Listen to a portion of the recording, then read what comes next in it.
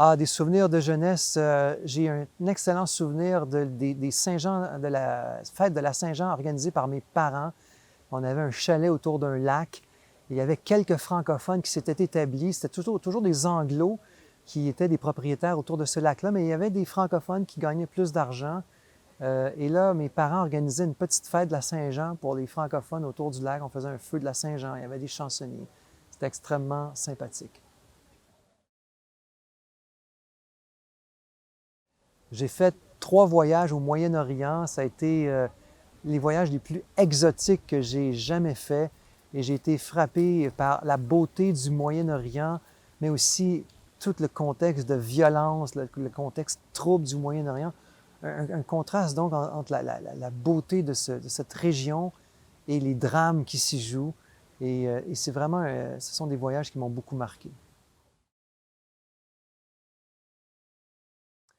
Ben, mon meilleur groupe de musique, je pense que c'est le groupe Harmonium. Pour moi, c'est non seulement le meilleur groupe québécois, ben, en tout cas, c'est mon meilleur groupe, parce que c'est de la musique, je pense, la plus originale qui a jamais été faite au Québec.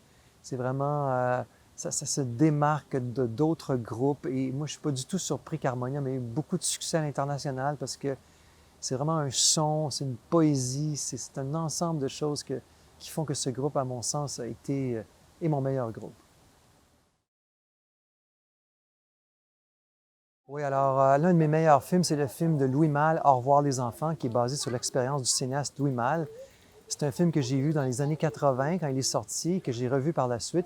C'est 3 élèves juifs qui sont cachés dans une école en France durant la Deuxième Guerre mondiale, en 1944 pour être plus précis, cachés par des prêtres catholiques qui enseignent à des enfants dans une école privée catholique dans la région de Fontainebleau.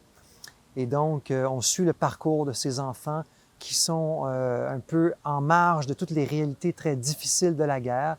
Et à la fin, il y a quelqu'un qui dénonce le collège en disant il y a des enfants juifs qui sont cachés par les bons pères qui cachent ces enfants. Et les Allemands arrivent dans le collège et là, les enfants juifs, qui sont au nombre de 3, sont arrêtés, sont envoyés dans les camps de concentration où ils vont périr. Et c'est un film extrêmement bouleversant sur l'enfance, l'innocence perdue et qui est l'expérience de Louis Malle.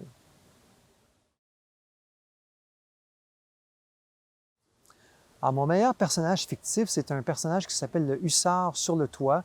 C'est un roman qui a été ensuite adapté pour faire un film. Et le Hussard sur le toit, Angelo, ça se passe durant une pandémie dans le sud de la France, une pandémie de choléra. Et Angelo, qui est un personnage courageux, qui va devenir encore plus courageux, encore plus exemplaire devant la pandémie. Il va prendre des risques pour soigner des gens malades, alors qu'autour de lui, il y a beaucoup de gens qui deviennent cupides, peureux, etc. Autrement dit, la pandémie va chercher le pire de l'homme, mais pour Angelo et pour quelques autres personnages de ce roman, c'est la pandémie les transforme, les amène à faire des gestes héroïques. Et ça m'a beaucoup. C'est un personnage qui m'inspire énormément. Alors, meilleur spectacle, il y en a beaucoup, mais si j'en avais 2 ou 3, mais un qui m'a beaucoup marqué, c'est le spectacle à Saint-Jean-Baptiste de 1990 à l'île Sainte-Hélène à Montréal avec Paul Piché, Gilles Vigneault et Michel Rivard. C'était un spectacle incroyable dans ce contexte de l'échec du lac Meech où la ferveur patriotique était au rendez-vous. Et j'en garde des souvenirs indélébiles. Bien évidemment, tout le monde connaît mon admiration pour De Gaulle, mais j'ai été vraiment extrêmement interpellé quand j'ai lu les mémoires de Nelson Mandela.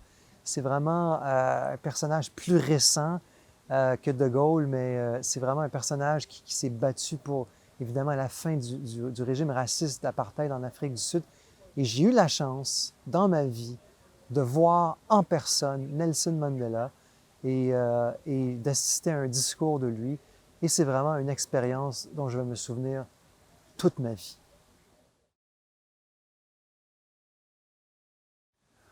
Alors, parmi les personnages marquants que j'ai rencontrés dans ma vie, j'ai rencontré à plusieurs reprises des survivants de l'Holocauste qui sont venus raconter leur histoire durant mes cours. C'est extrêmement bouleversant de voir comment ils ont réussi à survivre dans un contexte aussi dramatique.